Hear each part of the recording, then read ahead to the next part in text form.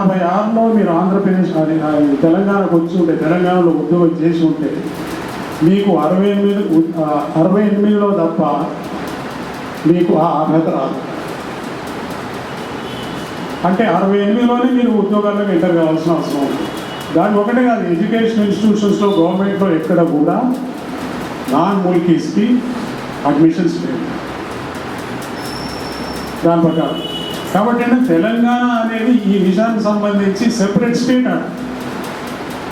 ఒక రాష్ట్రానికి సంబంధించిన ఉద్యోగాలు ఒక ప్రాంతంలో తెలంగాణ వాళ్ళకే చెందుతాయి. విద్యా ఉద్యోగ అవకాశాలు రెండు. మేము ఆ రోజు, ఎందుకంటే పర్సనల్ ఎక్స్పీరియన్స్ నేను ఎందుకు చెప్తున్నానంటే, ముల్కీ సర్టిఫికేట్ అందరు తెచ్చుకోవాలి అని చెప్పినాం. మేము పిల్లలు స్కూల్లో ఉన్నాం. ఏం చేయాలి అని అంటే, సర్పంచ్తోని ఒక సర్టిఫికేట్ తీసుకొని తహసీల్ ఆఫీసు పోయి 28 కిలోమీటర్లు తహసీల్ ఆఫీస్లో నేటివిటీ సర్టిఫికేట్ తీసుకొని, ఆ 2 సర్టిఫికేట్లు తీసుకొని కలెక్టర్ ఆఫీసు సంగారెడ్డికి పోతే అక్కడ మీకు ముల్కీ సర్టిఫికేట్ ఇష్యూ చేస్తారు. పోయినాం.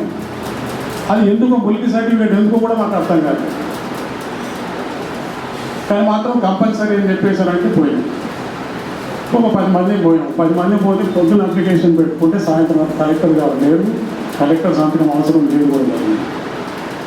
ఎవరు ఇన్ఛార్జ్గా ఉంటే వాళ్ళు సంతకం చేయవచ్చు.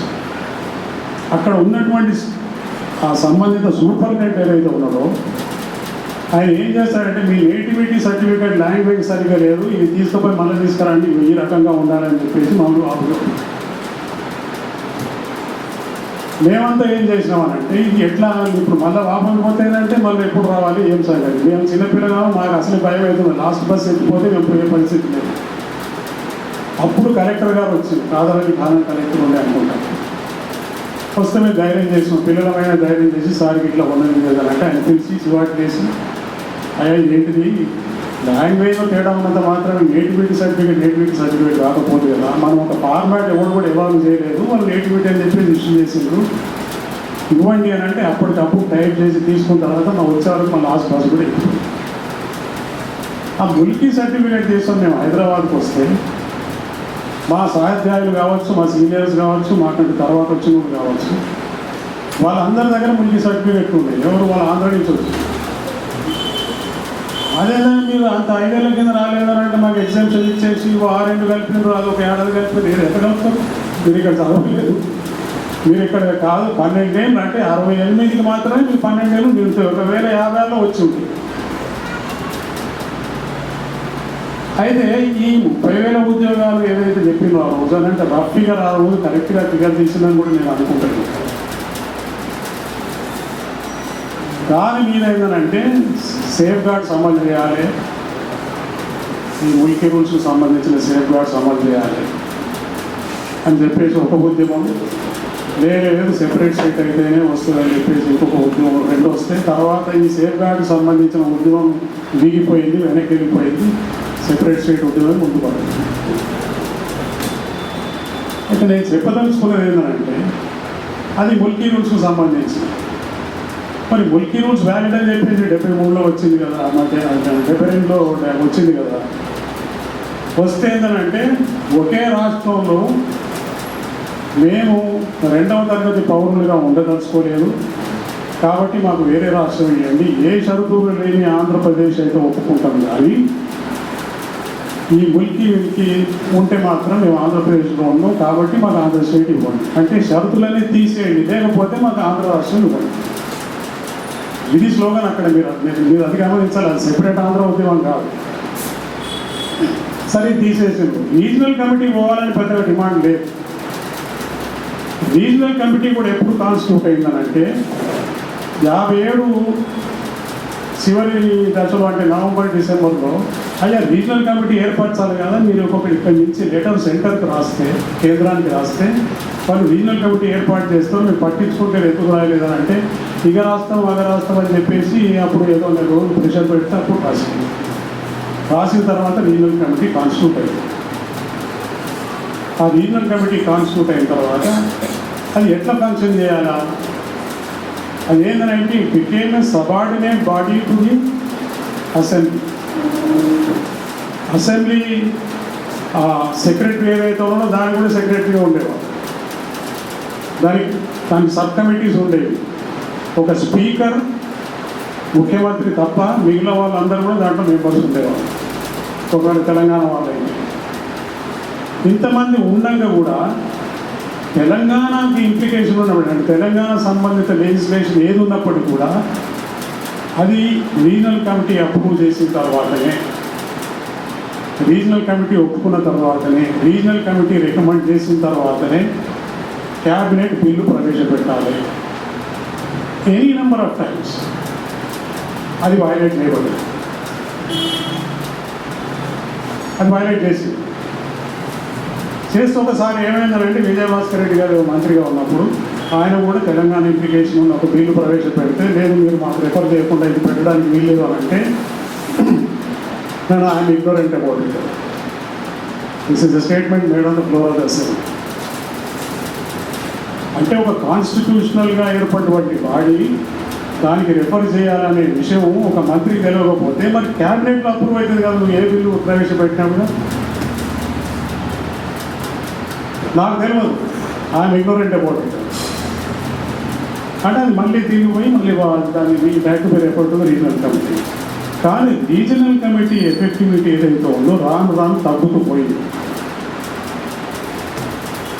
ఈ రీజనల్ కమిటీకి ఉన్న పవర్స్లో భాగంగానే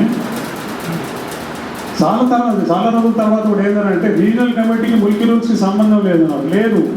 దాంట్లో వన్ ఆఫ్ ది ఐటమ్స్ ఏదైతే మెన్షన్ చేసిండ్రో, it will oversee the implementation of Mulki rules అని ఉన్నారు.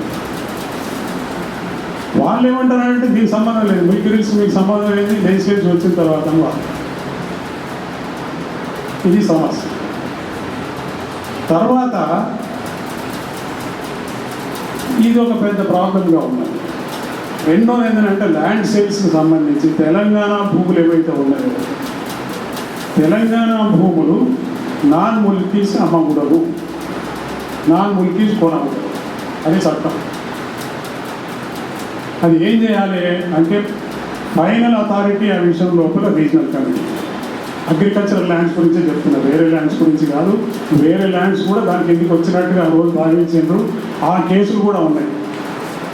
ఓల్డ్ సిటీలో ముల్కీలు అమ్మాల్సిన అవసరం వస్తే కూడా రీజనల్ కమిటీ అప్రూవల్ కావాల్సి వచ్చింది ఆ రోజు, ఆంధ్రుల కమిటీ. ఆ కేసు కూడా ఉంది. అయితే మొదట్లోనే దాన్ని ప్రశ్నించారు వాళ్ళు. ఇప్పుడు రాజగోపాల్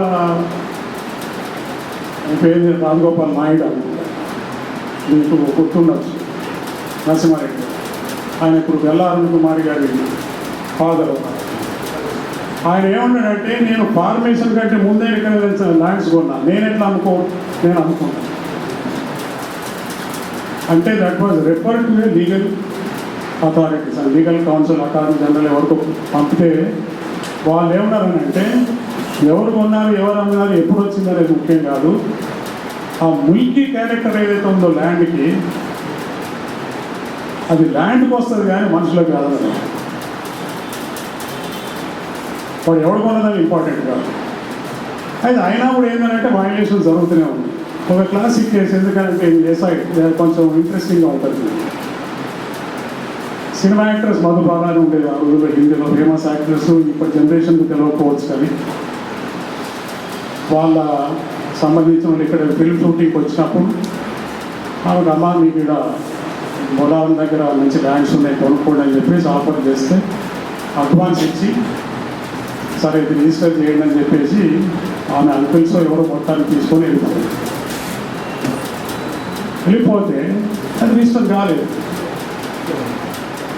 ఎందుకు కాలేదు అని అంటే తహసీల్ ఆఫీస్ నుంచి మొదలు పెట్టుకొని రీజనల్ కమిటీ వరకు దాని పర్మిషన్ కావాలి. రీజనల్ కమిటీ పర్మిషన్ ఇవ్వలేదు. ఎందుకంటే మధుబాల నాన్ ముల్కీ, అవి ఆంధ్ర నుంచి వచ్చింది కాబట్టి ఆంధ్ర అనే పదం లేదు అక్కడ. బయటి వాళ్ళు ఎవరైనా సరే నాన్ ముల్కీ. అప్పుడు ఆమె మొత్తం నా పైసలకు ఎట్లా వస్తారు ఏదంటే she lost the money, she lost the lands, everything happen. But this a classic case reported in news papers also, ఆ రోజు న్యూస్ పేపర్స్. కాబట్టి చెప్తున్నది ఏంటంటే ఈ రోజు తెలంగాణలో ఉన్నటువంటి అగ్రికల్చరల్ ల్యాండ్స్ మనం చెప్తాం కదా, రాజశేఖర రెడ్డి గారు ఇట్లా రైట్ హ్యాండ్ సెంటర్ ఏ రకంగా వాటిని ప్రైవేట్ పరం చేసిండు, ఎవరికి ఎట్లా అనుకున్నారు, ఎంత తప్పు చేసుకున్నారు అనే విషయాలు ఇప్పుడు వచ్చిన వేరే సార్. ఇప్పుడు ఆ చట్టం లేదు కాదు. అయితే రీజనల్ కమిటీతో పాటుగా పోయిందని చెప్పేసి ఒక మాట అంటున్నారు.